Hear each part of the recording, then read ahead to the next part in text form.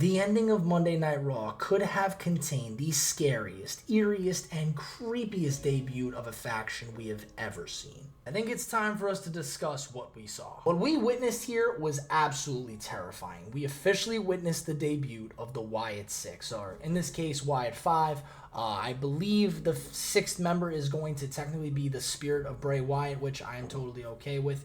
But in all seriousness, man, this debut was probably one of the creepiest things I've ever seen. So the first thing of note is it appears that the storyline WWE is going to tell us is that the Firefly Funhouse characters have officially come to life. They have emerged, and we're going to talk about each of them. But let's start off with the bottom right, I guess, which is clearly supposed to be Abby the Witch or Sister Abigail, and that is being played by Nikki Cross. Nikki Cross had always felt like an outcast on the WWE main roster, where it felt like she never really had her place, right? There was the time where she was almost a superhero. There was the time where she was partnering with Alexa Bliss. There was a time where she tried to be her creepy self again, and I don't know, she kind of fell out of the look of most fans. She really wasn't being seen on TV much, so it is understandable to see why she would have joined the Wyatt Six, and honestly, she probably had the creepiest entry of all of them because she crawled to the lamp straight poltergeist style. The next up in the bottom left is supposed to be representing Huskus the Pig. Now,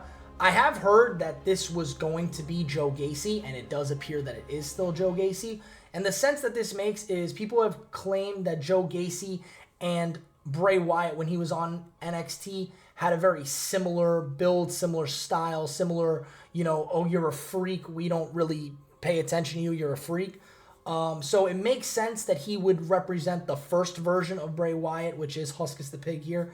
And honestly, man, another just creepy entrance. It just looks so creepy. In the top right is probably one of the more shocking ones, supposing to be Mercy the Buzzard here. This is supposed to be, I believe, Dexter Lumis, right? Dexter Lumis had been rumored to be a part of this faction for a long time. He's not as small as you would think. He's crouched over. At first, I was like, I'm pretty sure Dexter Lumis is like 6'2". But yeah, no, he is definitely crouched over, and it appears this is supposed to be Mercy the Buzzard, aka now Dexter Lumis. Moving into the top left, representing Rambling Rabbit here, is going to be Eric Rowan. Now, Eric Rowan had a sledgehammer in hand that said, "Help."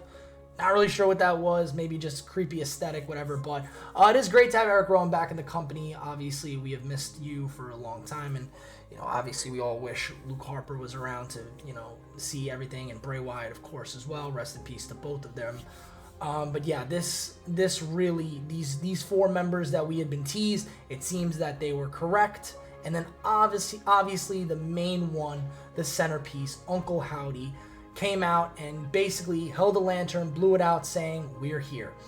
This was one of the most dominant debuts we have ever seen. Creepiest, dominant, whatever you want to say. The entirety of the Raw roster was taken out. If you guys don't believe me, go look up a picture of Chad Gable. I just don't think I can show the picture because I think I'll lose. Something will happen with this video. It'll be taken down because it's too gory. But we legitimately thought we lost Chad Gable. Because, Chad Gable had a really tough... he lost all title opportunities. He got pushed by what was supposedly his best friend.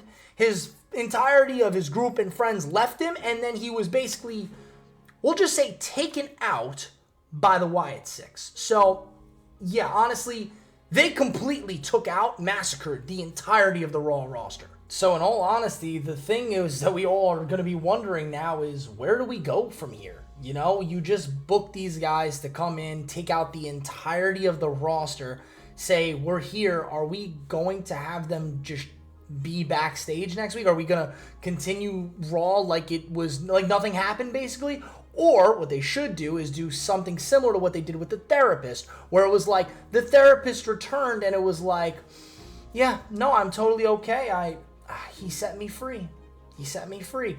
You should take some characters, specifically Chad Gable, I think would be pretty fun and interesting because he was clearly zoomed in on for a reason, and have them come back the next week with kind of a different persona and be like, no, I am totally okay because he set me free. And frankly, the storyline is just going to be, how do we even book these guys and girls in matches? You know, how are we going to put them in matches where the creepiness isn't going to outweigh pretty much everything else that goes on?